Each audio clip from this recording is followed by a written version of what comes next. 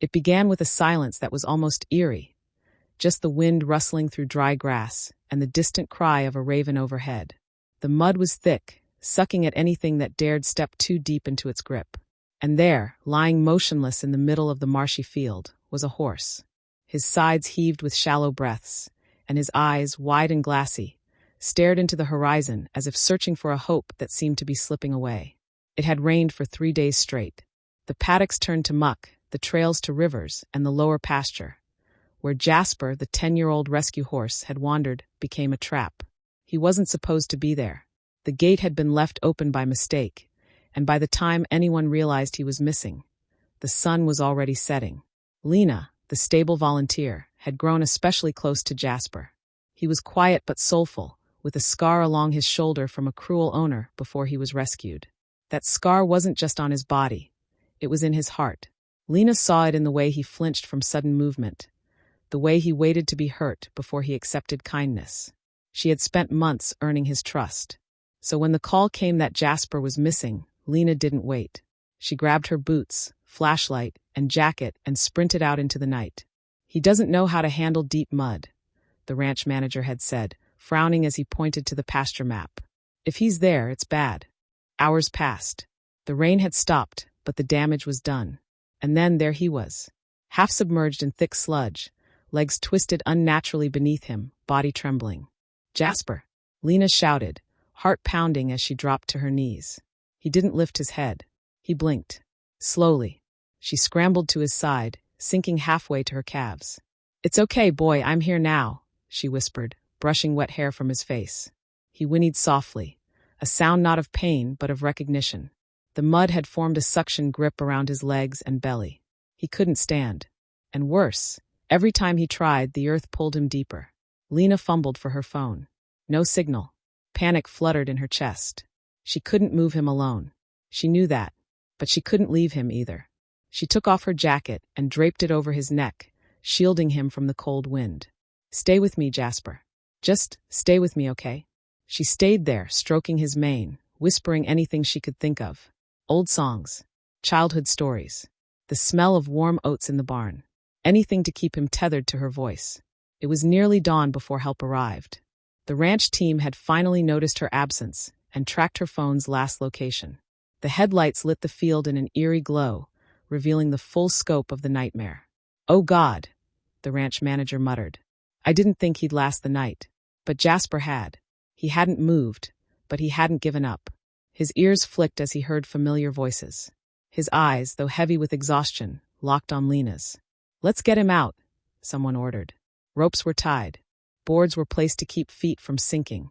They tried pulling gently, slowly. Jasper cried out once, but didn't fight. He let them work. Then came a terrifying moment. His front legs moved, but his back ones wouldn't. They were stuck deep. "Careful," Lena shouted. "He's trying." Everyone froze. The tension was razor sharp. If he panicked now, he could break a leg. And if he couldn't get those legs free. "Jasper," Lena whispered, kneeling again. "You've made it this far. You're stronger than they ever thought. Please, just one more try." His ears turned toward her. He took a deep, trembling breath. Then, with a grunt that sounded like a cry and a roar all at once, Jasper pulled. His hooves slipped. Mud splashed. The ropes groaned. And suddenly he was free. But he didn't stand. He collapsed onto the boards, legs too weak to hold him. He was out of the mud, but far from safe.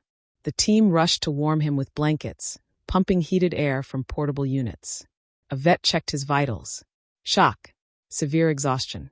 We have to get him stable before we move him." Lena held his head in her lap. "You did it, Jasper. You made it out. I'm so proud of you." He blinked slowly, eyes still fogged but present. He wasn't gone. He was still here, and he had refused to give up. But as the sun crested the hill and bathed the soaked pasture in golden light, one question hung in the air. Would Jasper ever walk again? The vet's report wasn't comforting. Jasper had severely strained muscles, signs of hypothermia, and worst of all, trauma in his hind legs.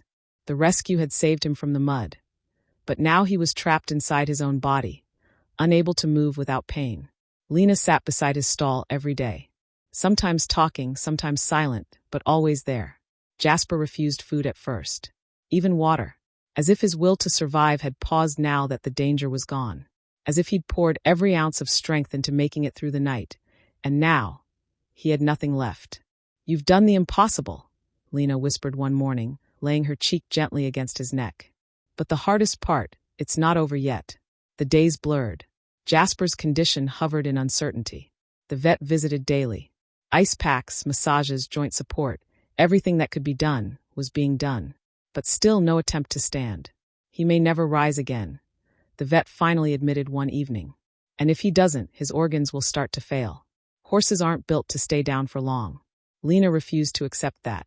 "He fought to stay alive. I saw it in his eyes. He's not done. He's just tired." But as the second week approached, hope wavered. Then came a morning with frost on the window panes and a sharp chill in the air. Lena arrived early as always, hot tea in hand, heart heavy. As she stepped into the barn, she froze. The stall door was open, and Jasper was gone. Panic struck like lightning. Where is he? Who opened the stall? The ranch hand pointed silently. Down the long corridor, in the training ring, stood Jasper. Shaky, fragile, but standing. "I found him trying to get up just after dawn," the ranch hand said, breathless. "He wouldn't stop trying. So I helped him up, and he didn't collapse." Lena ran. Jasper stood still, legs trembling, eyes wide. Every tendon and muscle in his frame looked ready to snap. But he didn't fall. He took a breath, saw her, and stepped forward. "Jasper," Lena whispered, hand on her mouth. One step, then two. Slow, uneven, but deliberate. "I knew you weren't done," she murmured, stepping inside the ring. "I knew it."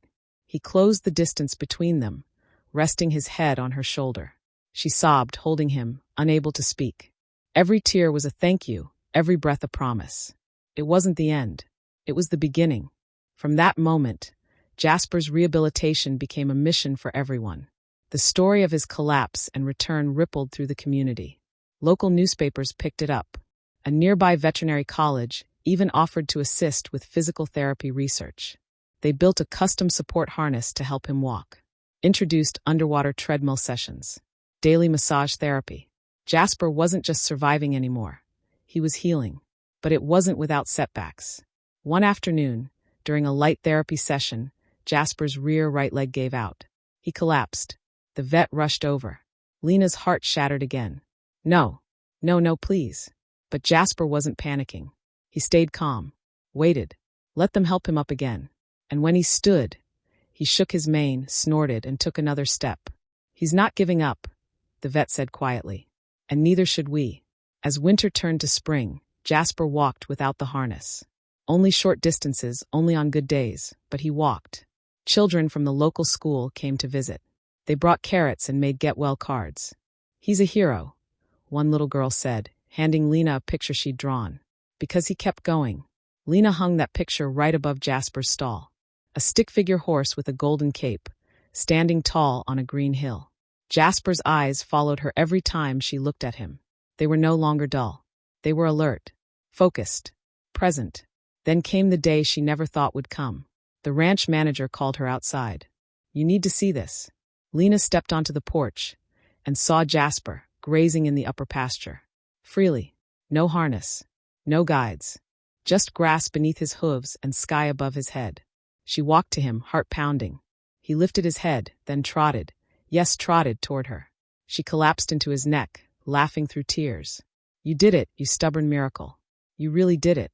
But even in that beautiful moment, as the wind swept the field and Jasper stood beside her strong and proud, Lena couldn't shake one lingering thought. Would he ever be able to ride again? Spring turned into summer, and Jasper's recovery became something of a legend around the region. Children wrote essays about him. Writers spoke of him with awe. But for Lena, Jasper wasn't just a story. He was a daily reminder of what hope, resilience, and loyalty looked like. Still, one question remained. Could Jasper be ridden again? The vet was cautious. Physically, maybe. But emotionally, you'll have to listen to him. Don't push. Lena nodded. She knew that bond better than anyone. They began slowly. First, a light saddle. Not for weight, just for familiarity. Jasper flinched at first, then stilled, trusting her touch. Next came brief walks with a light pat on his back. He didn't spook. He didn't resist. Weeks passed. And finally, On a soft evening under a pink-orange sky, Lena climbed into the saddle. Her heart raced. Jasper stood still, alert, focused. Then, as she whispered, "Easy boy," he took a single step forward. It wasn't much, but it was everything. Tears rolled down her cheeks. "You're carrying me," she breathed. "After all this time, you're carrying me." They walked for 5 minutes. No more. She didn't push it. She didn't need to. Jasper was back. Not as a working horse, not as a showpiece, but as a soul that refused to quit. From then on, they rode together once a week. Just short, quiet strolls. Sometimes through the apple grove, sometimes up the hill to watch the sunrise. Jasper moved slowly, but with purpose. And Lena never once asked for more than he wanted to give. Their bond deepened. Unspoken trust turned into something sacred. Jasper, the horse who had been discarded, left to suffer in silence, was now a symbol of survival. One autumn afternoon, a reporter from a national magazine visited the ranch. Word of Jasper's story had spread far beyond the town. There was talk of a documentary. "I heard he collapsed in the mud and still made it out alive," the reporter said. "What do you think kept him going?" Lena looked out across the pasture, where Jasper stood peacefully under a tree, the wind brushing his mane. "I think he remembered what it meant to be loved," she said softly, "and he chose to live for it." The article published weeks later was titled "The Horse Who Refused to Die." It went viral. Donations poured into the Rescue Foundation. Other injured and abandoned animals were given a second chance because of Jasper's story. But fame never touched Jasper. He remained who he was, quiet, proud, and humble. He didn't need applause. He had something better, peace. Years passed. Jasper grew older. His trot slowed to a walk, and his walks became strolls. One winter morning, Lena found him lying peacefully in the straw, eyes closed, breath soft. He looked like he was dreaming. She knelt beside him and whispered, "You changed my life." He opened his eyes just once, long enough to see her face. Then slowly, gently they closed again. He was gone, not in fear, not in pain, but in comfort, and in the arms of the only person who ever truly saw him. The ranch held a small ceremony. No speeches, just silence and wind, and a blanket of flowers over Jasper's favorite hill. Years later, a wooden plaque still stands there. It reads, "Jasper, the horse who refused to give up. Asterisk he fell. He fought. He rose asterisk." And every now and then, a visitor will sit quietly by the plaque, tears in their eyes, thinking about the horse who didn't just survive the mud, but carried others out of it too. Because sometimes the strongest hearts come wrapped in silence, scars, and 4 trembling legs. And their courage lives forever.